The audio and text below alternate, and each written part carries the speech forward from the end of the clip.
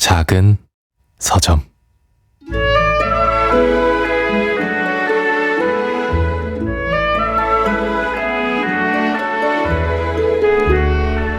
몬스터는 자정이 막 지나자마자 나타났다. 몬스터들이 을에 그렇듯이.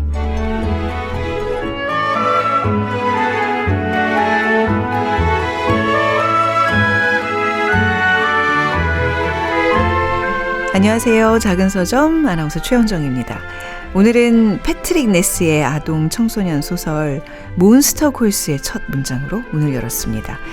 13살 소년 코너는 밤마다 끔찍한 악몽에 시달립니다. 그리고 악몽과 함께 찾아온 몬스터는 소년이 거절할 수 없는 기이하고 오싹한 제안을 하게 되는데요. 자, 이어질 이야기는 작은 서점의 여름방학에서 만나보겠습니다.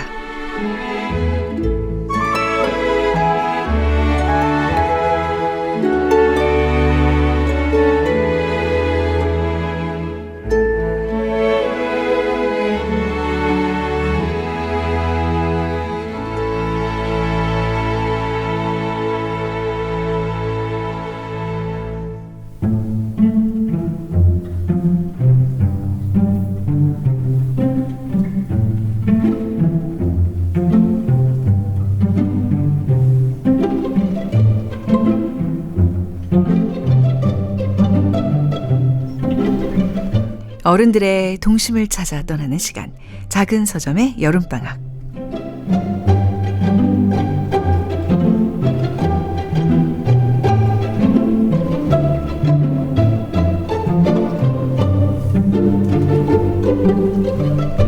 네, 멋진 여행을 가이드해 주실 두 분 나오셨습니다. 창비 청소년 출판부장인 이하림 편집자, 책방 사춘기의 유지연 대표 두 분과 함께하는 시간입니다. 어서 오세요. 네, 안녕하세요. 반갑습니다. 안녕하세요. 코너를 시작하기에 앞서서 우리 다독이들의 문자부터 소개해 드릴게요. 두 분과 함께 나누고 싶어서 제가 골라왔는데요. 인스타그램 아이디 북살롱 릴리님은요, 지난번 그림책 얘기도 좋았는데 이번 여름방학 특집도 기대됩니다. 본방 사수할게요. 이렇게 댓글 남겨주셨는데 들으셨을 거예요. 네, 듣고 나서의 그 감상평도 또 기대해 보겠습니다. 그리고 지난 방송 중에는요, 어린이 책을 어른이 되어서 읽으면 그때 미처 발견하지 못한 것, 몰랐던 것이 보이면서 때로는 눈물도 나고 마음 한구석도 뭉클해지고 여러 감정이 들게 되더라고요. 앞으로 어떤 책들이 소개될지 기대됩니다. 이런 우리 다독이의 문자가 있었습니다.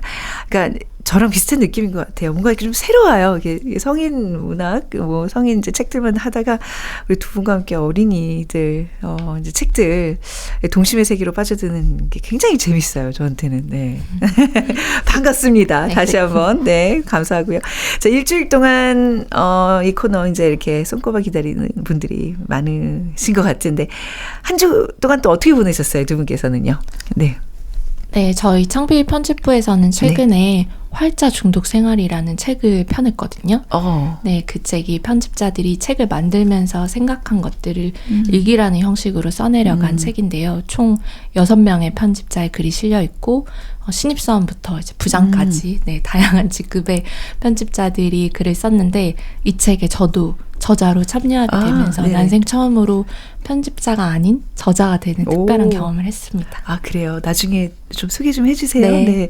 활자 중독. 이 점점 없어지는 요즘에 네, 반가운 제목인 것 같고, 네. 유지연 대표님은요, 방학이면 확실히 지금 개인적으로 되게 바쁘시겠어요. 근데 아직은 방학이 아니더라고요. 진짜 방학이 7월 말부터 시작된다고 해가지고. 그런가. 이제 네, 바빠질 예정. 네, 이제 바빠질 것 같고, 네. 저는 지난주에 숨은 어린이 찾기라는 그 김소영 작가님 북토크 행사를 했는데, 이제 그때 어린이랑 어른이랑 같이 모여서 함께 그림책 읽으면서 어른들은 맥주 마시고 어린이들은 음료 마시면서 여름밤 보냈어요.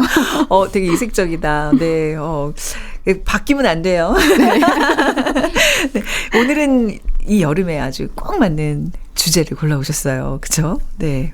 제 주제가 뭔가요? 네, 오늘은 무서운 이야기 특집입니다. 제가 그래서 아까 오프닝 때 괜히 그 목소리가 좀 기어 들어가는 거 있잖아요. 서운하게 되고. 근데 글쎄요. 우리 이 동화가 무서워봤자 얼마나 무섭겠어. 이렇게 생각하는 분들도 계실 것 같은데, 저 오늘 이 방송에 임하는 두 분의 각오는 어떠신지. 얼마나 무서울 예정입니까? 흔히 뭐 무서운 이야기라고 하면 귀신이나 괴물 이야기를 떠올리게 되잖아요. 네.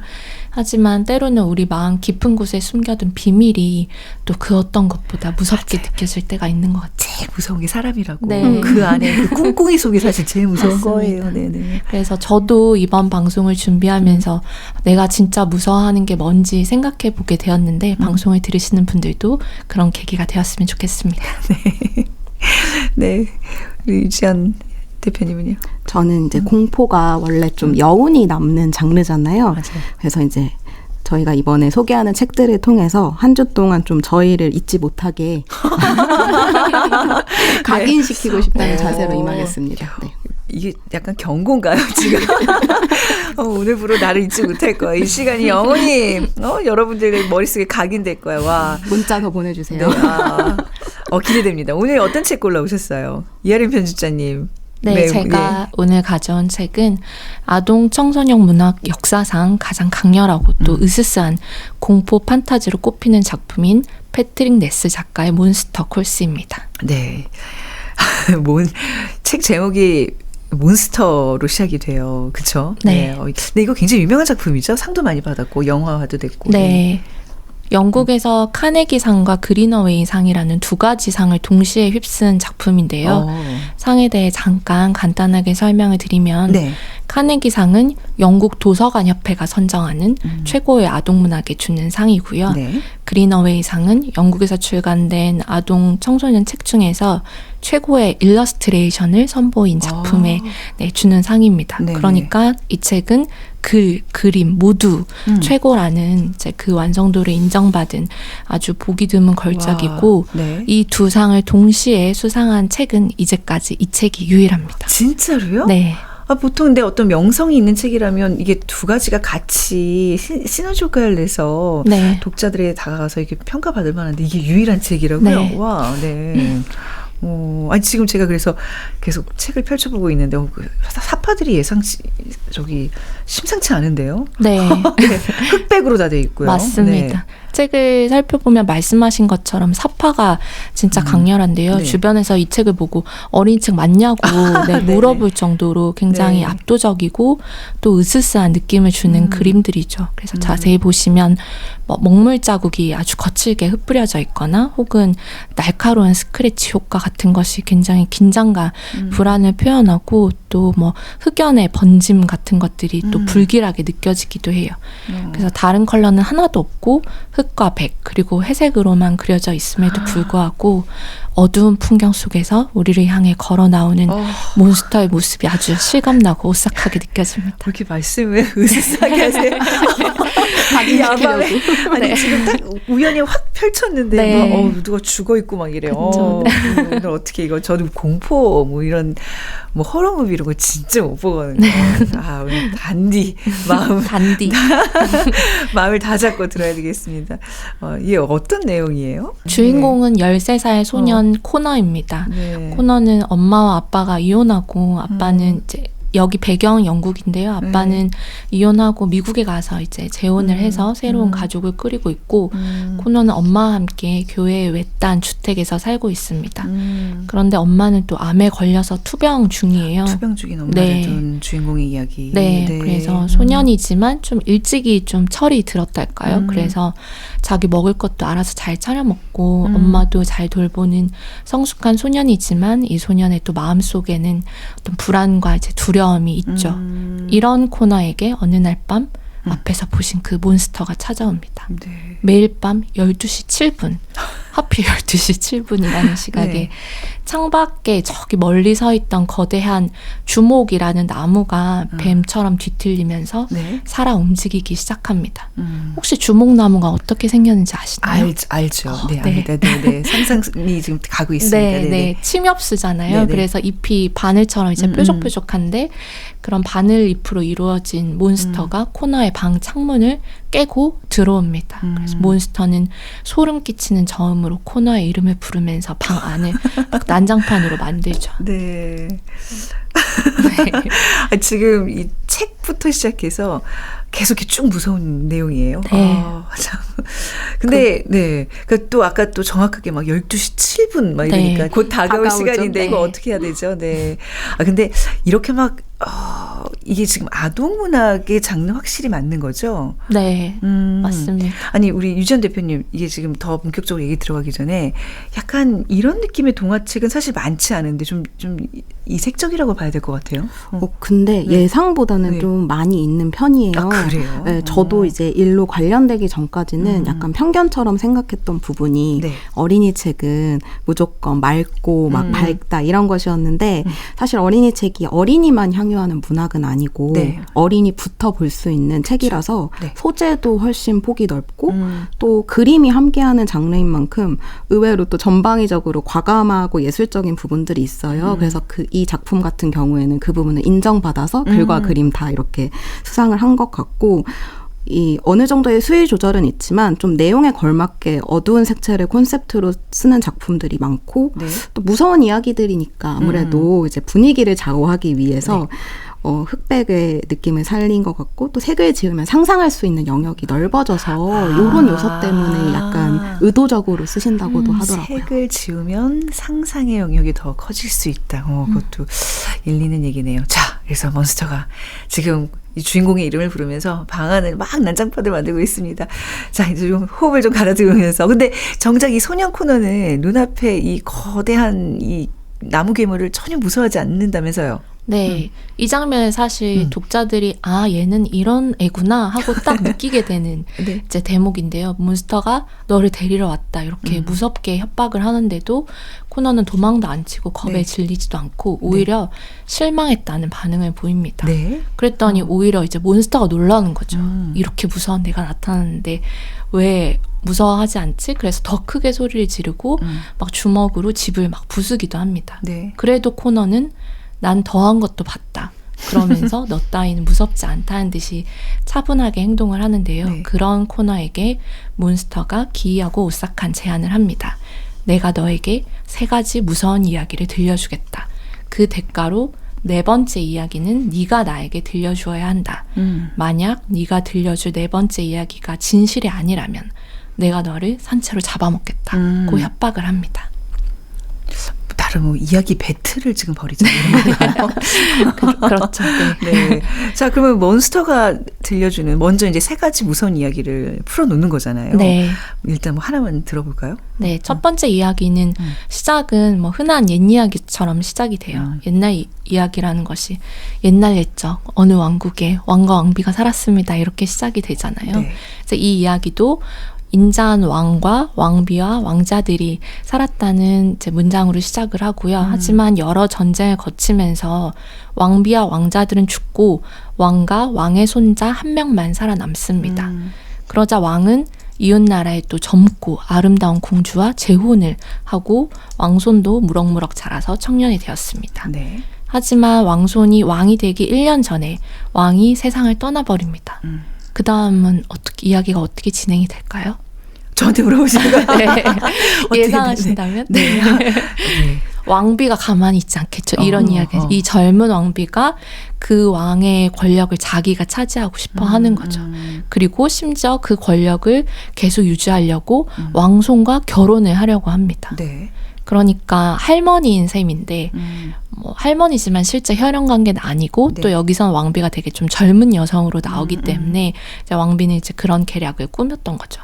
하지만 왕손은 할머니 왕비와 당연히 결혼을 하기 싫었겠죠. 네. 게다가 왕손은 이미 농부의 딸과 사랑에 빠져 있었어요. 그래서 왕손과 농부의 딸이 이제 왕비를 피해서 도망을 가던 중에 어느 날 밤 농부의 딸이 잔인하게 살해를 당합니다. 그럼 이제 여기서 또 누구의 짓이었을까요? 네. 당연히 예견이 되죠. 네, 네네. 왕비의 짓일 거라고 왕손은 생각을 하고 네. 또 이 사실을 백성들에게 퍼뜨립니다. 그러니까 백성들도 이 왕비를 이제 몰아내자고 하는 그런 이제 막 군중들이 들끓었겠죠. 그래서 결국 이 왕비를 몰아내고 왕손이 왕이 되게 됩니다. 그런데 여기서 반전이 있는데요. 그쵸, 몬스터가 반전이 있겠죠. 네.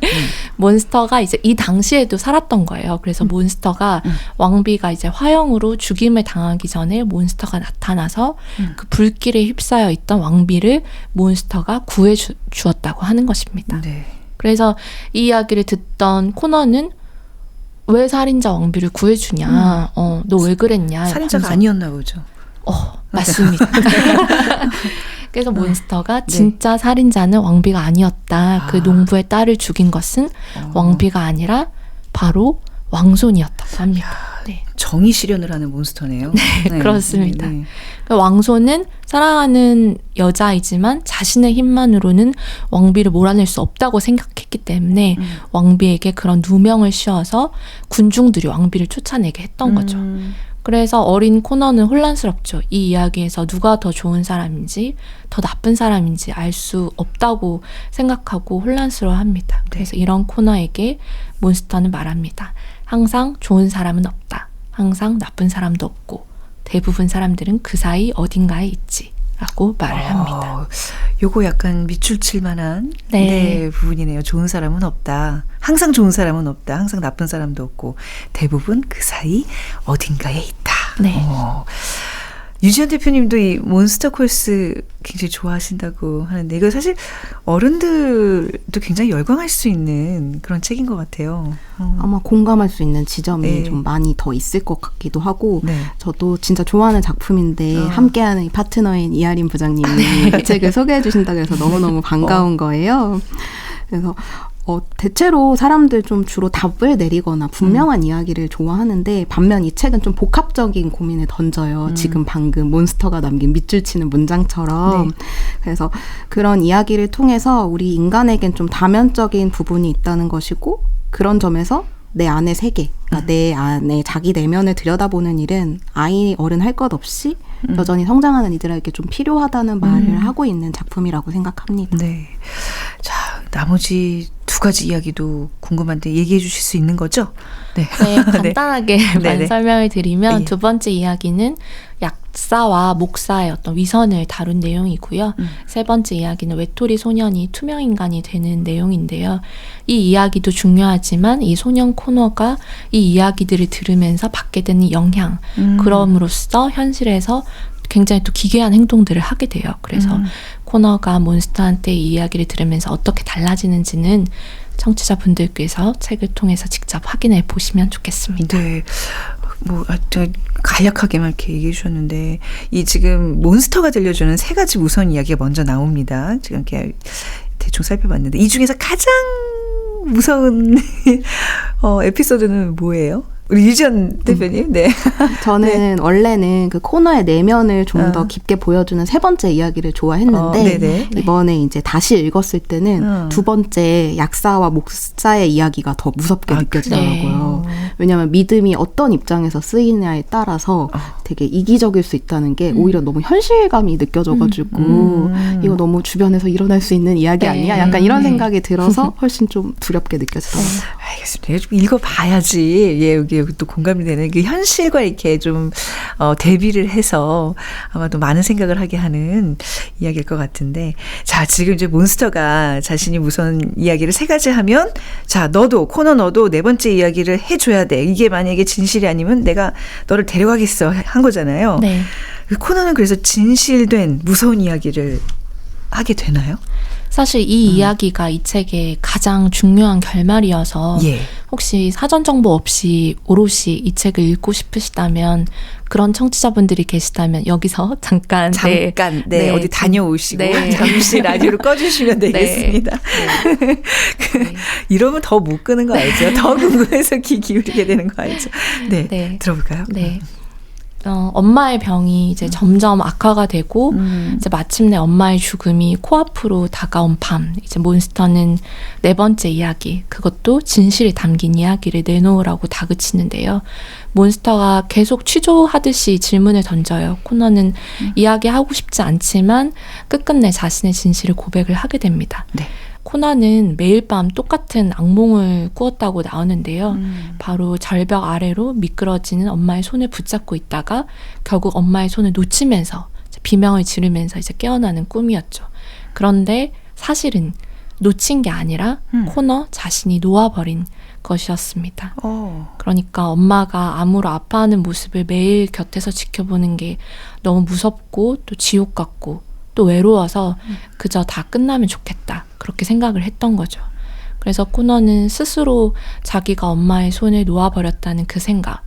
그러니까 엄마는 이제는 죽었으면 좋겠다는 생각. 그러니까 그런 좀 가장 부끄럽고 또 잔인하고 마주하기 무서운 그런 속마음을 네 번째 이야기로 몬스터에게 들려주게 됩니다. 그러니까 이 눈앞에 몬스터 괴물보다 자신 안에 그 잔인한 마음이 있다는 네. 그 사실이 그게 정말 소년에게는 무서운 이야기, 무서운 지옥이었어요. 네. 마음이 굉장히 아프네요. 맞습니다. 네. 그래서 코너는 진심을 털어놓게 되자 앞에서는 굉장히 센 척하면서 좀 허세도 부렸지만 네. 이때부터는 이제 큰 소리로 울고 또 괴로움을 털어놓는데요. 그리고 몬스터도 이제까지 거칠게 코너를 몰아붙였었지만 여기서부터는 이제 부드러운 손길로 소년을 가만히 품어줍니다. 몬스터가 주인공을 품어줘요? 네. 네. 네. 그리고 여전히 괴로워하는 코너에게 이렇게 말을 해줍니다. 내 잘못이 아니다. 너는 고통이 끝나기를 바랐을 뿐이다. 고통 앞에서 그런 생각을 하는 건 지극히 인간적인 바람이라고 위로를 해줍니다. 몬스터가 인간의 어떤 그 고통을 어루만져 준다는 것도 굉장히 또 특이한 네. 설정인데요. 네. 야, 이 책에 그 탄생 비화가 있다면서요. 아주 뭐 슬프고도 특별한 사연이 있다는데 어떤 얘기죠? 네, 책의 표지를 보시면 다른 책들과 달리 시본 도우드 구상, 패트릭 네스 글 이렇게 적혀 있거든요. 네네. 그래서 구상이라고 되어 있는 부분이 특이한데 원래 이 소설의 아이디어를 내고 집필을 시작한 사람은 시본 도우드였던 거죠. 그런데 그녀는 이 작품을 완성하지 못하고 2007년에 암으로 세상을 떠나게 됩니다. 겨우 47의 나이에 돌아가시게 되죠. 본인이 이제 암투병 생활을 하면서 어머니가 암 환자인 소년의 이야기를 구상한 거군요. 네. 그래서 시본 도우드가 네. 이 이야기를 다 쓰지 못하고 세상을 떠나자 네. 편집자가 이제 이 아이디어가 굉장히 아깝게 느껴졌던지 편집자가 네. 마저 쓴 거예요. 네. 그래서 시본 도우드와 패트릭 네스는 뭐 원래 알거나 뭐 네. 친분이 있는 사이는 아니었다고 하더라고요. 그렇군요. 근데 편집자가 뭐 자신의 어떤 판단으로 이것을 패트릭 네스가 잘 써줄 수 있겠다 그렇게 판단을 했을 것 같고 네. 패트릭 네스는 이제 이 제안을 받고 캐릭터와 플롯에 이끌려서 마치 이어달리기를 하듯이 네, 이야기를 완성을 했다고 합니다. 자, 이야기를 나누면 나눌수록 이 책에 나오는 몬스터, 이 괴물의 의미를 다시 생각하게 돼요. 우리가 흔히 알고 있는 그냥 고정관념의 그 몬스터가 분명히 아닙니다. 작가의 의도는 뭐였을까요? 이 작품에서 제가 생각한 몬스터의 의미는 크게 두 가지인데요. 첫째는 코너가 직시하기 너무 두려웠던, 그래서 마음 깊은 곳에 봉인해 두었던 상실의 공포 그리고 죄책감 그 자체였던 것 같아요. 네. 그 스스로를 자책하고 괴로워하던 소년의 그런 어두운 마음이 바로 몬스터였던 거죠. 네, 하지만 또 두 번째 의미는 그 무서운 진실을 회피하지 않고 똑바로 마주함으로써 얻게 되는 치유의 힘인 것 같습니다. 네. 치유는 사실 달콤하고 부드러운 위로의 형태로 오는 것 같지는 않아요. 때로는 이 이야기 속 몬스터처럼 내 일상을 깨부수고 네. 또 나를 거칠게 몰아붙이는 아픈 투쟁의 형태로 치유가 찾아오는 것 같은데요. 네. 결국 밤마다 찾아와서 소년을 공포로 몰아넣었던 무서운 몬스터는 코너가 스스로를 용서할 수 있도록 도와준 가장 다정한 구원자였던 것 같습니다. 그래요. 이게 치유라는 거는 어떻게 보면 뭔가 바닥을 한번 쳐봐야 모든 게 좀 깨져봐야 새살이 돋아나듯이 그런 정말 진한한 그런 과정인데 그걸 좀 보여주는 의미군요. 맞습니다. 네. 근데 여기 굉장히 좋은 구절들이 굉장히 많은 것 같아요. 네. 계속, 제가 또 소개하고 싶은 문장이 있는데요. 네네. 이야기의 마지막에서 몬스터는 코너에게 이런 말을 해요. 삶은 말로 쓰는 게 아니다. 삶은 행동으로 쓰는 거다. 내가 무엇 생각하는지는 중요하지 않다. 오직 내가 무엇을 하느냐가 중요하다. 그러니까 우리가 뭐 타인에 대해서 좀 나쁜 생각을 품기도 하고 네. 또 그러는데 그런 좀 자책감에 시달리지 말고 또 그 마음에 무너지지 않기를 바라는 마음에서 네, 이 문장을 공유해봅니다. 네. 그러니까 말보다 그냥 생각보다 사실 행동으로 네. 스스로를 좀 증명하면서 살아라 이런 메시지를 좀 담고 있고 굉장히 이게 청소년기에 이런 제가 만약에 이 책을 접했다면 네. 이런 메시지들을 다 온전하게 다 이해를 했을까요? 유지연 대표님이 생각하시는 이 몬스터 콜스의 매력은 뭔가요? 아마 이렇게 약간은 이해할 수 있지 않을까 싶기도 하고요. 네. 사실 제가 생각하는 이 책이 좋은 점은 이렇게 어둡고 약간 금기시되는 마음 같은 거를 다룬다는 점이에요. 그래서 그게 누군가의 이야기가 아니라 좀 누구나의 이야기라는 네. 점으로 이어지는 게 좋거든요. 상실의 공포는 우리 모두가 겪고 있는 일이고 그리고 어쨌든 내면의 몬스터도 우리 안에 항상 사실은 존재하고 있다고 생각을 해요. 그런 이야기를 매혹적인 공포 판타지 안에서 좀 두렵지만 아름답고 슬프고 약간 이런 다양한 감정을 느끼면서 성장하고 회복하는 문학성을 지닌 작품이어서 저는 굉장히 네. 좋다고 생각을 합니다. 네. 만약에 우리 이하림 편집자님이 이 책 안 고르셨으면 유지연 대표님이 골라오셨을 것 같아요. 그죠? 그 정도로 굉장히 이 책에 대한 애정이 눈빛에서 막 보이는데 혹시 이거 영화도 보셨어요? 네, 저는 영화도 영화관에 가서 봤었어요. 영화관에서 보셨어요? 네. 네. 이하림 부장님도 당연히 보셨을 거고. 네. 어때요? 이 원작과 어떤 차이가 있어요? 일단 이제 몬스터가 어떻게 영화로 구현되었는지 보는 재미가 있는 것 같아요. 네. 사실 책에서는 그 흙과 백의 선으로만 아주 날카로운 선으로만 이루어져 있는데 영화에서는 비교적 어떤 리얼한 나무의 모습으로 등장을 하거든요. 그런 거를 비교해 보시는 재미도 있고 또 이야기에서 원작 소설은 코너가 마지막에 자신의 진실을 고백하면서 이제 마무리가 되는데 영화에서는 이제 엄마가 떠난 후에 코너가 엄마가 어릴 적 쓰던 방에서 엄마의 옛날 스케치북을 발견하는 장면이 나와요. 그 소설에서는 엄마와 몬스터의 관계가 그렇게 분명하게 드러나 있지는 않은데 영화에서는 엄마 역시 어린 시절 몬스터와 교감을 했구나. 약간 이런 게 떠오르게 하는 장치가 추가가 되어 있습니다. 그래요. 네. 유지연 대표님은 뭐 영화와 책 중에 하나를 선택하라 그러면 너무 어려운 질문인가요? 네. 어려운 질문이기는 네. 한데 그래도 일단 책을 먼저 읽으시는 걸 당연히 권유를 먼저 해드리고 그 다음에 영화를 보면 훨씬 더 풍부하게 그 저희가 못 봤던 어떤 지점들을 영화가 또 영화만의 어떤 그런 목소리로 구현하는 부분들이 있어요. 특히 저는 인상 깊었던 게 그 영화에서는 몬스터가 어쨌든 이렇게 3D로 구현이 돼서 이제 등장을 하는데 정말 목소리가 너무너무 좋거든요. 왜냐하면 리암 니슨 배우가 몬스터 역할을 맡아가지고 너에게 이야기를 들려주지 하는데 정말 너무 멋있어요. 막 기품 있는 중년의 남성의 목소리가 나오네요.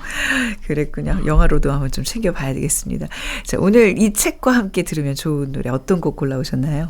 네, 이랑의 가족을 찾아서라는 노래를 신청을 합니다. 이 노래에는 이런 가사가 나와요. 나는 언젠가 후회하게 될까? 오늘 엄마의 전화를 받지 않은 것. 내 평생 앞발 용서하지 않은 것. 사실 이 노래를 처음 들었을 때 가족에 대한 부정적인 생각을 이렇게 솔직하게 드러낼 수 있을까? 이제 이런 생각을 하면서 굉장히 감탄을 했던 노래인데요. 우리 모두가 이런 마음을 가족에 대해서는 뭐 작게나마 혹은 크게 어느 정도는 갖고 있는 것 같아요. 소설 속 코너가 그랬듯이 그 마음을 좀 인정하는 것만으로도 우리의 마음을 다스리는 데 도움이 되지 않을까 싶어서 같이 듣고 싶습니다. 네, 들어볼까요? 이랑의 가족을 찾아서. 네, 이랑의 가족을 찾아서 함께 하셨습니다. 작은 서점의 여름방학, 오늘은 무서운 이야기라는 주제로 어른들을 위한 동화책 살펴보고 있는데요. 책방 사춘기 유지연 대표, 창비 청소년 출판부 이하림 부장과 함께하고 있습니다. 자, 우리 앞서서 패트릭 낸스의 몬스터 콜스 책 얘기 나눠봤고 이번에는 유지연 대표님이 골라오신 무서운 이야기 들어볼까요? 네. 한국의 대표적인 여름 공포 이야기라고 하면 저희가 이제 추억의 전설의 고향을 떠올리지 않을까 싶어요. 그럼요. 내 다리 내놔, 내 다리 내놔. 근데 아나운서님은 못 보셨을 것 같아요. 무서운 이야기 별로 안 좋아하신다고 하셔서. 이건 또 봤네요. 다행이에요. 봤다면 네. 얘기하기가 더 쉬울 것 같은데 이렇게 고전적인 옛 이야기 중에서 정말 으스스한 이야기가 많잖아요. 또 그런 이야기 되게 무서우면서도 어렸을 때 막 계속 궁금해서 막 보게 되고 약간 이렇게 되는데 저는 그 중에서도 변신하는 이야기가 좀 흥미로웠어요. 특히 꼬리가 9개 달린 구미호가 이제 사람으로 변신해서 간을 빼먹는데 또 그게 다 사람이 되기 위함이라는 서사들이 좀 흥미로웠거든요. 인간을 미워하면서 왜 그렇게 인간이 되고 싶지? 약간 어렸을 때 좀 요상하게 심오하게 그런 이야기가 궁금하더라고요. 네. 그래서 저는 궁금한 게 이제 최현정 아나운서님하고 이하린 편집자님은 혹시 옛날 이야기 중에서 특별히 좋아했던 무서운 이야기 있으실까요? 구미호 얘기 뭐 이런 거 아니겠어요? 근데 뭐 시골의 총각이 어떤 여자한테 홀렸는데 나중에 알고 보니 막 방 여러분이 막 9개 달린 꼬리 있고 막 사람의 간을 빼먹고 있고 뭐 이런 거. 맞아요. 네, 아주 전형적인 가장 네. 무서운 우리의 고전 아니겠습니까? 네. 저는 네. 약간 맥락에 어긋난 이야기긴 한데 저는 약간 그런 생활 괴담류 있잖아요. 뭐 좀 사소한 이야기이긴 한데 왜 의자에서 앉았다 일어나면 의자를 제자리에 바로 넣어놔라. 안 그러면은 그 의자에 귀신이 와서 앉는다. 저는 어릴 때 그 얘기가 너무 무서워서 네. 지금도 가끔 빈 의자를 보면 그 생각이 나서 의자를 정리를 하거든요. 어머. 근데 지금 생각하면 좀 엄마가 만들어내는 이야기가 아닌가 싶기도 한데 아니 그래도 자는 방향도 네. 되게 중요하잖아요. 그래서 되게 역방향으로 자면 가위 눌리고 네. 그런 기억나는 거. 약간 그건 또 우리의 또 풍수와 함께, 그쵸? 풍수지리와 함께 또 엮여져서 참 우리 그런 얘기들 많이 들으면서 자랐어요. 네. 그쵸? 뭐 그런 것도 많이 했잖아요. 이렇게 분신사바. 분신사바였죠. 네, 막 이런 맞습니다. 것들 학교 다닐 때 다들 겪었던. 근데 뭐 이제는 그런 거에서 좀 자유로워질 나이죠. 네. 근데 오늘 다시 한번 또 우리의 옛날 공포 이야기로 들어가 본다고요. 와. 네. 자, 오늘 책과 좀 관련이 있는 부분이라서 물어보셨겠죠, 저희에게? 맞아요. 네. 근데 다행히 이제 저랑 통하시는 네. 구석이 있으셨어요. 네. 또 제가 제일 좋아하는 이야기가 그렇게 이제 변신해가지고 간을 빼먹는 이야기였던 네. 것 같은데 그 중에서 이제 여우노이 서사 되게 좋아했었는데 오늘 가져온 책은 바로 여우가 주인공인 책이고요. 옛 이야기를 재해석한 정진호 작가의 여우 요괴라는 그림책입니다.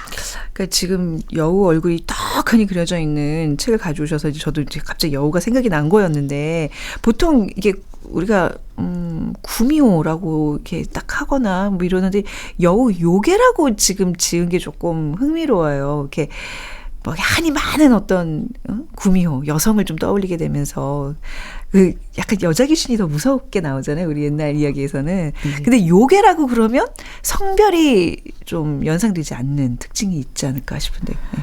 맞아요. 이 책은 제목에 그런 좀 성별 정체성을 떠올리지 않게 하도록 요괴라는 단어를 사용해서 요즘의 시대에 걸맞는 좀 성인지 감수성도 갖춘 책인 것 같고요. 아, 그런 게 좀 요소가 됐을 원인이 됐나요? 예, 어린이 책에서는 아무래도 요즘은 조금 더 중성적인 느낌을 줄 수 있도록 많이들 이제 편집자님들도 작가님들도 노력하시는 것 같아요. 네. 그래서 이런 지점이 사실은 편견 없이 이야기를 좀 시작할 수 있게 하는 부분이잖아요. 우리가 아는 구미호 서사는 대체로 여성 주인공이고 또 매체의 영향이기는 한데 그 시절에 여우 역할을 맡은 배우들은 진짜 아름다우셨거든요. 네. 그래서 저렇게 아름다우니까 홀리지 라는 생각을 하기도 하고 여우가 변신하면 무조건 여성이 된다는 생각을 좀 자연스럽게 해왔던 것 같아요. 네. 근데 이 책은 원래 표지에는 책 제목이 들어가는데 이렇게 여우 이미지만 전면에 배치가 되어 있어서 조금 미스터리한 느낌을 들게 하는 것도 좋은 점이라고 생각하고요. 제가 볼 때 요즘 어린이들이나 독자들이 좀 좋아하는 요소 중 하나가 요괴인 것 같거든요. 최근 책을 비롯해서 드라마나 영화 등에서 K 요괴 열풍이 있어요. 이 전 세계적인 인기를 얻었던 K-팝 데몬 헌터스의 그 캐릭터 더피도 사실은 호랑이 요괴인 셈이잖아요. 더피가 요괴라니. 약간 요새는 좀 착한 요괴들이긴 그렇죠. 같긴 한데 네. 이렇게 좀 관련된 책도 책도 확실히 인기가 많고 아 요즘에 우리가 요괴를 진짜 좋아한다는 생각이 제가 이제 서점하면서 계속 들긴 하더라고요. 그 여우 요괴가 어떻게 이제 그려질지 너무 궁금한데 이 책이 나온 배경도 조금 특별하다면서요? 네, 어떻게 하다 보니 운명적으로 저희가 비슷한 얘기를 하게 된 것 같은데 이 책은 바캉스 프로젝트라고 그림책 작가들이 모여서 이 한국의 옛 이야기 소재를 바탕으로 재해석한 창작 그림책을 만들어서 네. 이제 매년 독립출판물을 만들어요. 이거를 이제 만들어서 서울국제도서전이나 다양한 북페어에서 판매를 하고 있는데 네. 여우요괴도 그런 프로젝트로 독립출판되었던 작품이 이제 약간의 수정을 거쳐서 단행본으로 나오게 된 것이고요. 기본적인 서사는 저희가 잘 아는 이야기예요. 9개의 꼬리를 지닌 천하무적 도력을 닦은 여우요괴 한 마리가 네. 간을 1000개를 먹으면 무슨 소원이든 이루게 되어서 뭐 토끼, 곰, 사슴, 개구리, 쥐 할 것 없이 만나는 것들의 간을 죄다 빼먹어요. 네. 그래서 귀신도 호랑이도 여우요괴만 보면은 길을 못 펴고 도망 다닐 정도로 진짜 두려운 존재가 바로 여우요괴인데 이게 999개의 간을 빼먹고 생각해보니 아직 사람 간만 못 먹어본 거예요. 그런데 또 이왕이면 좀 간이 큰 인간의 것을 먹고 싶은 거예요. 그래서 이 전국 팔도를 뒤져서 간 크다고 소문난 김생원을 찾아갑니다. 이게 굉장히 익숙한 이야기로 이제 시작이 되는데 이게 또 묘하게 긴장감이 느껴집니다. 근데 지금 그 여우가 얘란 말이죠. 지금 제가 얘기하는 얘는 너무나 그 귀여운 이미지의 지금 여우예요. 이 표지를 장식하고 있는 눈이 좀 이렇게 좀 빨간 거 외에는 별로 무섭다는 생각이 안 드는데. 그쵸. 이 책 그냥 표지 저는 어딘가에 그냥 펼쳐놔도 네. 너무 예쁜 인테리어 요소도 될 것처럼 미학적으로도 아름답거든요. 맞아요. 네, 네. 이 책은 그림이 진짜 인상적인데요. 보통 옛 이야기 그림책이라고 하면 뭐 동양화나 민화 약간 좀 전통적인 화풍으로 그려진 그림을 떠올리게 되는데요.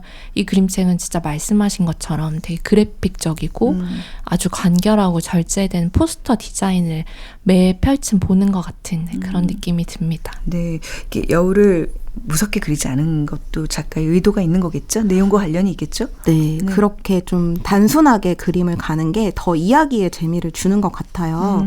그래서 김생원이 여우요괴 앞에 있는 장면에서도 전혀 무서워하는 것처럼 보이지가 않아요. 여우요괴는 이 간이 집채만한 이 김생원이 굉장히 마음에 듭니다. 네. 그래서 잡아먹어야지 하는데 여기서 김생원이 갑자기 이런 말을 해요. 네. 내 간을 얼마든지 내어줄 수 있으나 아쉽고 아쉽다 라면서 자기가 이제까지 간 큰 짓을 수없이 해왔는데 아직 무덤가에서 밤을 새본 적이 없다는 거예요. 네. 분명히 그 앞에서 밤을 새면 간이 더 커질 텐데 그러면은 너는 더 큰 간을 먹을 수 있을 텐데 아쉽다고 말하는 거죠. 약간 유머 코드로 굉장히 분위기가 달라지는데 이게 뭐 나름 그래도 기지를 발휘한 건가요? 김생원이 도망가려고 그러는 건가요? 과연 이게 김생원의 지혜일까요? 네. 여우요괴는 의심스럽지만 좀 좋은 제안인 것 같아서 네. 이제 하룻밤을 더 살려둡니다.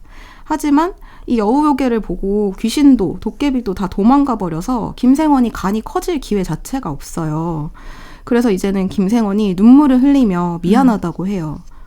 호랑이 입속에 머리를 넣으면 간이 커질 텐데 네. 이런 식으로 자꾸 김생원의 말을 듣다 보니까 오히려 자꾸 요괴가 홀려서 네. 김생원의 말을 들어주게 되는 거죠. 자꾸 요괴가 가스라이팅을 당하고 있는 거군요. 네. 내 간이 더 커질 수 있어. 기다려봐. 더 큰 간 먹고 싶잖아. 네. 얼마나 맛있겠어. 이런 식으로 가는데 이제 여기까지는 우리가 아는 옛 이야기를 좀 살짝 비튼 정도에서 크게 달라지지 않는 것 같은데요. 기회는 3-3번입니다. 네. 마지막으로 김생원이 요괴에게 제안하는 것은 바로 다름 아닌 혼인입니다. 근데 보통 여우가 사람인 척하고 혼인을 한 다음에 나중에 알고 보니 내 부인이 여우였어. 사람 간을 막 파먹고 있어. 그런 얘기인데 이건 좀 반대로 가네요. 네. 이 책의 재미 요소는 그런 이제 익숙함을 조금씩 비틀어서 독자가 예상했던 것들을 비껴가는 지점 같아요. 그래서 이 장면에서 혼인을 받은 여우요괴가 굉장히 당황을 해요. 잡아먹을 생각만 했는데 김생원이 어떤 식으로 설득을 하냐면 요괴와 혼인하는 것보다 더 간 큰 짓은 없다면서 혼례를 한 다음에 신방을 가는데 거기서 날 죽여서 내 간을 빼먹는다면 이 세상에서 이보다 더 큰 간은 없을 거라고 말해요. 네. 그런데 꽃을 주면서 혼인을 합시다라고 이렇게 프로포즈를 하는 거죠. 그래서 혹시 먼저 김생원이 여우요괴를 사랑했던 건 아닐까 싶을 만큼 요괴를 위해서 정말 간도 쓸개도 다 빼줄 것 같은 모습이 보이는데 이제 이후부터 이 이야기는 좀 우리가 아는 전설이랑은 달라져요. 네. 사실 제가 이렇게 여러분들에게 각인을 시킬 무서운 이야기를 들고 오고 싶었지만 저는 속였습니다, 여러분들을. 아릿한 사랑 이야기를 가져왔어요. 네. 여우 요괴가 이제 자기가 이제 아내가 되니까 김생원 죽이기가 망설여져서 맨날 하루만 더 하고 살려주거든요. 그렇게 꽃놀이도 같이 가고 단풍놀이도 가고 눈길도 걷고 그렇게 하루하루 같이 늙어가요. 네. 결국 자연스럽게 이제 죽음의 시간이 찾아오게 되죠. 네. 근데 또 사실 이게 일종의 무서운 이야기가 아닐까 싶기는 한데 인간의 시간에서 죽음은 또 가장 두려운 일이기도 하니까요. 이 이후에 일어나는 좀 슬프고 아름다운 또 다른 반전이 사실 이 그림책에서 기다리고 있거든요. 그거는 꼭 책을 통해 펼쳐주시면 좋을 것 같아요. 아니 그 여우와 함께 아름다운 결혼 생활을 하네요. 같이 늙어 죽는다. 그렇게 끝내도 참 아름다울 것 같은데. 근데 그 뒤에 더 아름다운 반전이 기다리고 있어서 이거는 꼭 책을 통해서 보시면 좋을 것 같고 제가 정말 좋아하는 그림책 중에 하나가 그 사노요코 작가의 100만 번 산 고양이라는 책이 있거든요. 근데 이 여우 요괴 읽으시면서 같이 보시면 더 좋을 것 같아요. 이 뜻을 알고 싶으시다면 두 책을 만나주세요. 아 그래요. 아 근데 이런 그 옛날 우리 무서운 이야기들 보면 전설도 그렇고 항상 우리 어떤 그 한의 정서들 뭔가 이렇게 한 맺힌 사연들이 그 이제 맺혀 있는 것들이 이제 뭐 귀신이 되거나 이렇게 그 한을 풀어주기 위한 어떤 이야기로 전개되고 이런 것들이 좀 많은 것 같아요. 우리 정서가 그렇죠. 네. 네. 그래서 무작정 무서운 게 아니라 네, 좀 이해하고 싶어지는 또 다른 서사가들이 네. 있잖아요. 서민들의 어떤 슬픈 삶을 항상 반영을 하죠. 네. 억울한 사연이 있어서 죽어서 돌아온 귀신. 네. 뭐 구미호 서사도 사실 반인반수로 살면서 네. 차별이나 혐오를 받고 싶은 게 아니라 온전히 인간이 되고 싶었던 건가? 이런 지점을 좀 생각해 보게 되기도 하고요. 의외로 이 공포라는 장르가 좀 타자의 삶이나 인간을 이해해보는 방식이 되기도 하는 것 같아요. 네. 무서운 이야기지만 지금 두 분이 가져오신 책 다 보면 그렇게 막 엄청 무섭다는 생각이 아니라 짠하게 그쵸 슬프게 네. 좀 이렇게 여운이 좀 남네요. 근데 어린이들이 무서운 이야기를 실제로 좀 좋아하나요? 저도 뭐 어린 시절 돌이켜 보면 저는 무서운 이야기 찾아서 읽었거든요. 네, 그런 전설의 고향 같은 것도 여름밤만 되면 되게 기다렸고 물론 굉장히 무서워하면서 막 엄마 품에 안겨서 막 그거를 봤고 옛날에는 뭐 요새도 있는지 모르겠는데 오싹오싹 뭐 무슨 시리즈 이런 것들이 있잖아요. 그게 있더라고요. 아, 네, 그러니까. 근데 그게 약간 뇌과학적으로도 설명이 되는 게 어떻게? 우리 뇌가 네. 위험을 느낄 때 아드레날린을 분출한다고 네. 하거든요. 그러니까 거기서 느끼는 무서운 상황에서 느끼는 어떤 쾌감이 있는 거죠. 근데 이건 또 이야기니까 네. 실제 위험은 아닌 거잖아요. 그렇죠. 그래서 스릴과 쾌감을 동시에 느낄 수 있는 장르가 무서운 이야기여서 좀 본능적으로 좋아하는 게 있는 것 같아요. 유지연 대표님은요? 저는 이제 어쨌든 우리가 옛 이야기에서도 이런 으스스한 지점들이 항상 있어 왔잖아요. 뭐 정말 호랑이한테 잡아먹힐까봐 막 두려운 지점이라든지 아니면 이 엄마가 진짜 내 엄마가 맞는 것이야 아니야 막 이런 것도 네. 있고 이런 식으로 그런 이야기 안에서도 좀 공포가 자연스럽게 익숙해져 왔던 게 아닌가 싶어요. 그래서 아까 말씀하신 대로 우리 예전에 있었던 뭐 오싹오싹 이야기 모음집 이런 거를 지금도 판매를 하고 있어서 요즘 어린이들이 실제로 갖고 다니더라고요.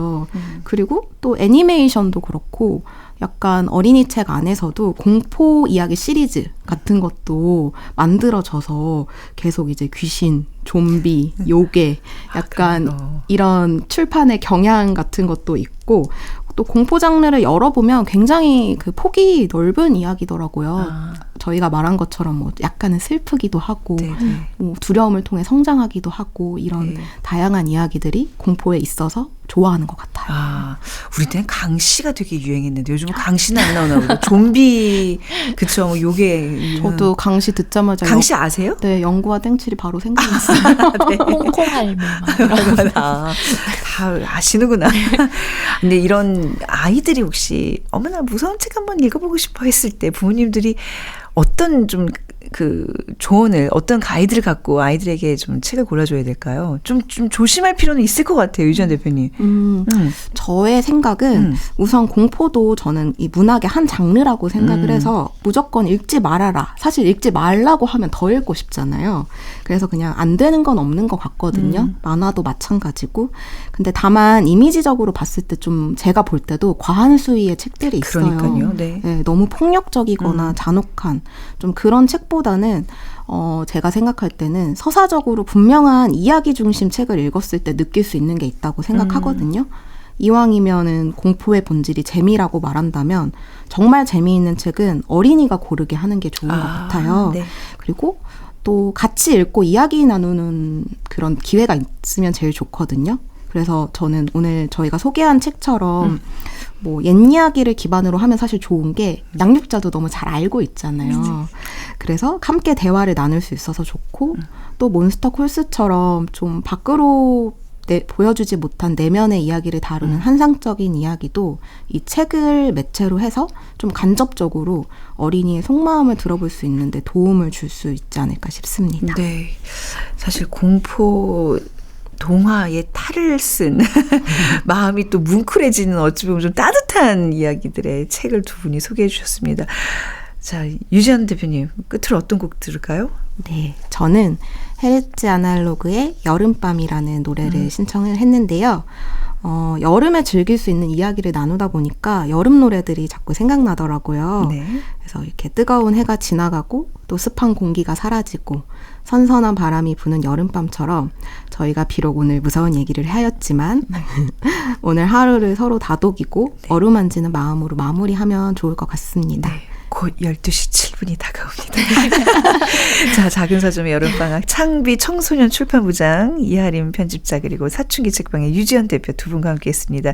패트릭 네스의 몬스터 콜스 그리고 정진호 작가의 여우요괴 오늘 같이 읽어봤는데 한번 우리 되게 자녀분들과 함께 또 읽어보시면 이 여름 또 시원하게 보내지 않을까 싶습니다. 오늘 두 분 여기서 인사 나누겠습니다. 감사합니다. 감사합니다. 그리고 끝으로 유지연 대표님의 추천곡 헤르츠 아날로그의 여름밤 들으시면서 작은 서점 문 닫겠습니다. 지금까지 아나운서 최원정이었습니다.